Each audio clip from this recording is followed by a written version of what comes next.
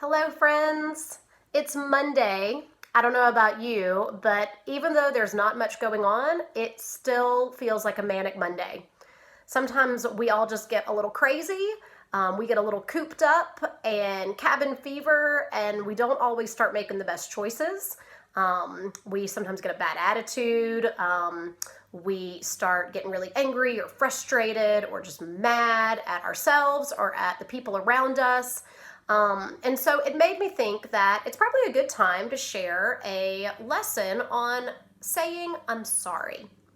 And so I wanted to share with you one of my favorite Bible stories about a time when Jesus met a man named Zacchaeus, and Zacchaeus had not been making very good choices. He was not being kind to the people in the town where he lived. He was taking money that he shouldn't have been taking, and nobody really liked Zacchaeus because of his greedy attitude and the bad choices that he was making.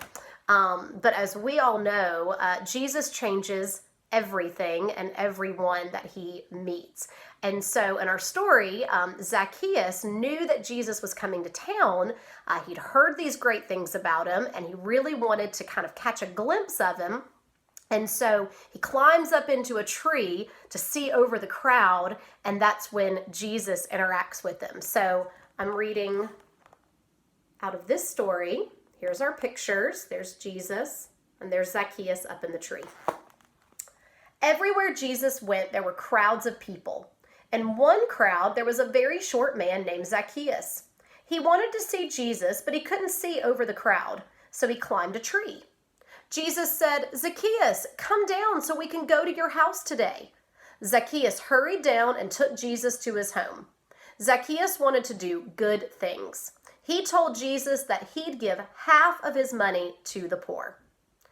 I really love that story because when Zacchaeus meets Jesus, he all of a sudden is changed in the heart and realizes, I've been making these bad choices and I don't want to do that anymore. And I want to live and love in a way that shows others I'm a follower of Jesus. So not only does he say, I'm sorry and I want to be different, but he follows that up with an action. He decides, for his case, he's going to give away half of that money that he has been keeping for himself to those in need. So friends, while we are still cooped up and we might have some cabin fever, we're not making great choices with our attitude or our words or our decisions, let's please remember to tell those around us that we are sorry. And then let's follow that up with an action.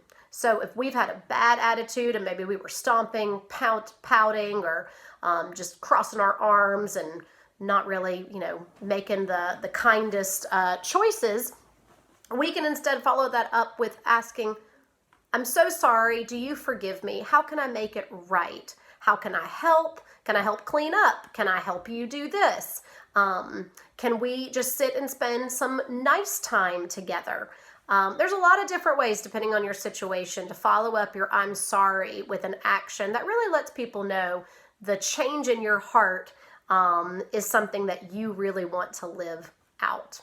Friends, I'm praying for you to make good choices, and until we are together again, just know that I love you and I miss you, and no matter what is going on, Jesus always offers his forgiveness freely to us so we can give that forgiveness freely to others who might have done us wrong as well. All right, love you friends, bye.